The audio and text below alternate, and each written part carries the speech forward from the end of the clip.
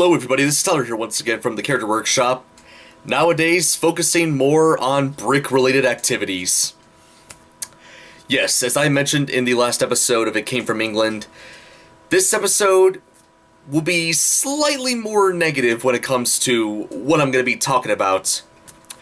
And this is another first for this series, but I am going to be talking about something related to a video game. Well, not just one video game, but like multiple video games made by one particular company, and that company is what I'm going to be talking about in this episode.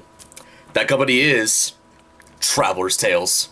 Now, Traveler's Tales was founded in 1989. There was no particular dates of when it got founded, but it was around 1989, which is like 30 years old now, and I just realized this now. A lot of episodes so far this series is just me reviewing them this year on their certain anniversaries. Like, this year is the 35th anniversary of Thomas, the TV show. 35th anniversary of The Trapdoor. The 10th anniversary of Second Co. And now the 30th anniversary of Traveler's Tales. I did not intend for this to happen, but it happened. Now for this episode, I'm mostly going to be talking about their Lego video game properties, but I will, of course, make a brief mention in the beginning about what they did before this happened. Traveler's Tales during the 90s and the first half of the 2000s were well known for developing games for a variety of companies, most notably Sega and Disney Interactive. When it came to Sega, they did two games for the company. They did Sonic 3D Blast and Sonic R. Both of them from the 90s pretty much. And then there was another one they did around 2006 called Super Monkey Ball Adventure, which got released with negative reviews thanks to the shift in gameplay compared to the previous Super Monkey Ball games. And for the Disney side of things, they were well known for pretty much creating the first couple of Pixar video games. Most notably Toy Story, A Bug's Life, Toy Story 2, Toy Story Racer, and Finding Nemo, so that company had quite a big start.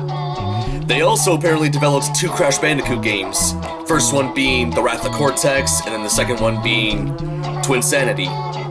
Both games got released with mixed reviews, and then 2005 rolls around and they released their very first Lego video game under the title Lego Star Wars, the video game, which was pretty much based on the prequels, which during the year it came out, Revenge of the Sith, the finale to the prequels, came out, and I guess the video game was released in honor of it.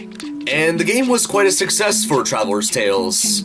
It pretty much made Lego Star Wars one of the best-selling titles for the PlayStation 2. Apparently, like, I guess 4/5 of the copies of the game were sold for the PlayStation 2, and then the rest of them are just for the other consoles. But because of it, they also made two other Lego Star Wars games afterwards. They made Lego Star Wars The Original Trilogy, based on episodes 4, 5, and 6, and then Lego Star Wars The Complete Saga, which is pretty much the first 6 movies combined into one. And then afterwards, a lot of other topics have been used for Lego video games done by Traveler's Tales, including Indiana Jones, Batman, Pirates of the Caribbean, Lord of the Rings / The Hobbit, Harry Potter, the list went on. Now that I've gotten pretty much their backstory out of the way, I guess I might as well talk about my personal history with, I guess, Traveler's Tales in general. I guess I might as well talk about, them for the Lego games, and I guess, like, one particular exception with one of their non-Lego games. I will get to that in a little bit. First time I ever played a Lego game done by Traveler's Tales was, I believe, around 2013, which was Lego Marvel Superheroes. I didn't play this game by myself, I just played it with my stepbrothers, and that was pretty much my introduction to Lego games done by Traveler's Tales. And at the time, when I was playing this, I'm like, this is decent, whatever. It's like, not as fun as like Mario or Kirby or Smash Brothers or any of that, but it's playable. A year later, in 2014, the very successful Lego Movie came out, which, before I saw the movie, I didn't really have too many big expectations about it, but as soon as I saw it, my expectations went from low to like ridiculously high. It surprisingly became my favorite movie of all time, and of course the video game came out around the same time, also made by Traveler's Tales, and I decided to get it because I wanted to see what this movie would be like in video game form. So I got it. It was the first LEGO game that I pretty much played by myself. I mean, I have played it with my stepbrothers afterwards, but like, it was the first one that I played pretty much by myself, beginning to the end. Story-wise, of course. As for my thoughts on the video game in general, meh. For one thing, the cutscenes, like, there weren't, like, technically any actual cutscenes for the LEGO Movie video game. It was just literally clips from the actual movie itself, and if you didn't see the movie before playing the video game, prepare to be spoiled. That was pretty weird. Another thing I would have to complain about, this is, like, personally what happened to me. I don't think this really happened to any... If this did happen to you, I feel sorry for you. But I did complete one of the levels. Me and one of my stepbrothers were playing one of the levels, and the screen froze, and I had to restart my entire console to go back into the game. This is where the problem with Traveler's Tales and LEGO games come into play. Now, in case you weren't aware, a lot of the newer LEGO games done by Traveler's Tales, I don't know if this was a problem in the past, I didn't really play too much of the classic Traveler's Tales LEGO games, besides LEGO Harry Potter Years 1 through 4, that's kind of about it. But anyways, their games tend to have a lot of bugs, slash glitches, and lots of other stuff that pretty much, you know, I guess you kind of say negatively affects the video game, and that's just, it's just not fun to deal with. Now, I don't have any actual, like, I guess video proof about this happening, but just take my word for it. I know, like, other people have experienced problems with this. I believe this YouTuber by the name of Zebra Gamer did a playthrough a couple months ago of the original LEGO Movie video game, and in one of the levels he got stuck doing something and he had to restart the whole level again. Just for that reason alone. That sucked. Another thing that I have to negatively complain about, or pretty much say about Traveler's Tales' LEGO games, would probably be the main thing about the games in general. The gameplay. Now, it might have been fun at first, but I don't know, like, the more you start to play them, the more you realize this is literally the same stuff each time. Pretty much the gameplay is you go through, like, different story missions, many different areas. You gotta, like, break stuff and then build stuff to get to other areas. And also collect studs too. Like, every level has, like, a little stud meter on the top, and, like, if it gets full, you get a gold brick, which unlocks God knows what. I don't know what they unlock. I normally don't play stuff outside the story mode, but yeah, doesn't really sound like the most interesting thing to me. Now, I know what some of you in the comments are going to be saying. Oh, this game is meant for children, or at least all these games are meant for children. Why are you complaining about them? They're not meant for you. I can pretty much criticize. The fact that it's for children doesn't excuse it from criticism. It doesn't matter, like, the demographic for something. I can criticize it all I want. And yeah, I just think the gameplay for Traveler's Tales LEGO games is bland. And then the last big thing I want to talk about when it comes to the Traveler's Tales LEGO side of things would probably be one of their biggest, I guess you kind of say, failures of all time, but, like, it kind of did well with some people. I don't know. But that would be LEGO Dimensions.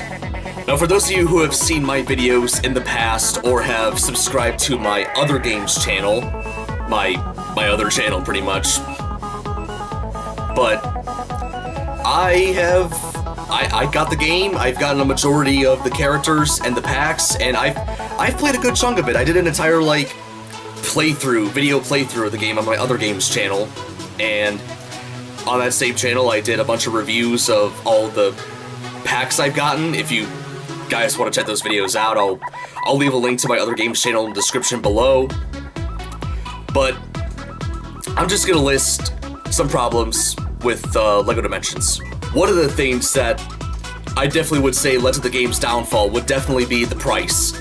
Now, the starter pack, which comes with Batman, Gandalf, Wildstyle, and the Batmobile, as well as the main portal for the game, all cost $100 US. I don't know how much it is in other countries, but that's pretty expensive for a video game, especially one that pretty much involves freaking Lego characters. Like, that's a bit much, and it's like pretty much a bigger price than like literally any of its other competitors, like Activision's Skylanders or Disney's Disney Infinity. But it's not just the starter pack you gotta worry about getting. Oh, no. If you want to get certain characters, you have to buy the packs that come with the characters. Now, there were like a couple of different packs to collect. There were level packs, which contain one character, 2 vehicles/gadgets, and then a new level to play on.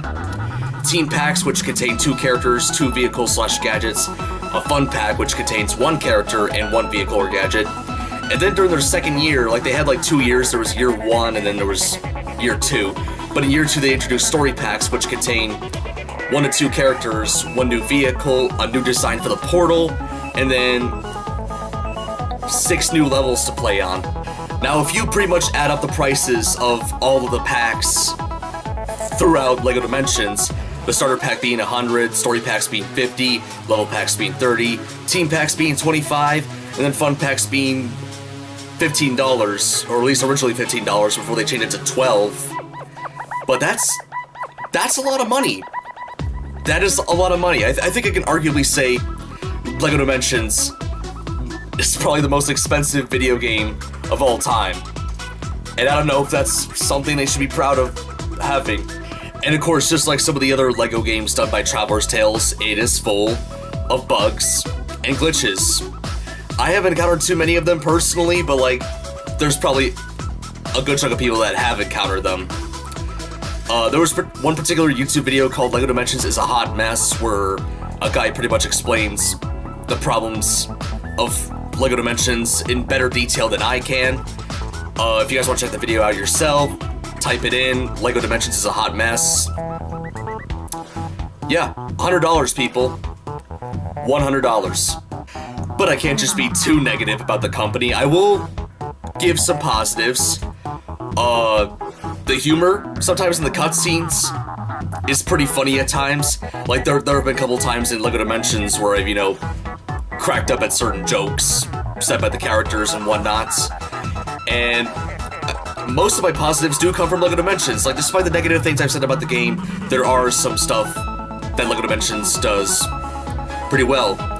For example, they were able to get voice actors from, like, previous properties. Like, LEGO Dimensions was, like, a big crossover between, like, many different franchises, and they were able to get a lot of the original actors back to play as those characters. Like, I know for the LEGO Movie series, they got, like, Chris Pratt, Elizabeth Banks, Alison Brie, Charlie Day, Nick Offerman. That's his name, right? Whatever.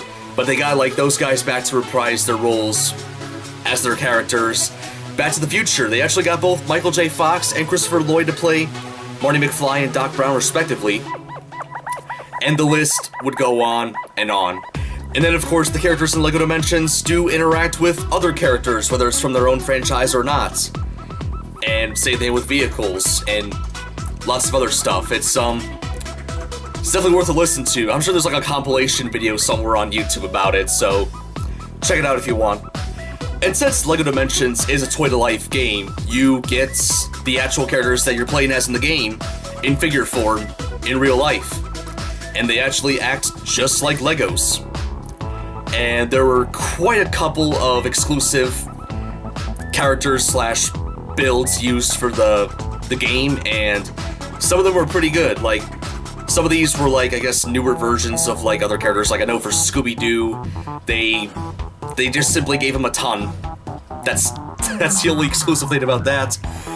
Doc Brown, they changed his hairstyle to match well with, how he actually looks in the movies. That's pretty awesome. Stay Puft Marshmallow Man was, new. They've never made a LEGO minifigure of that character.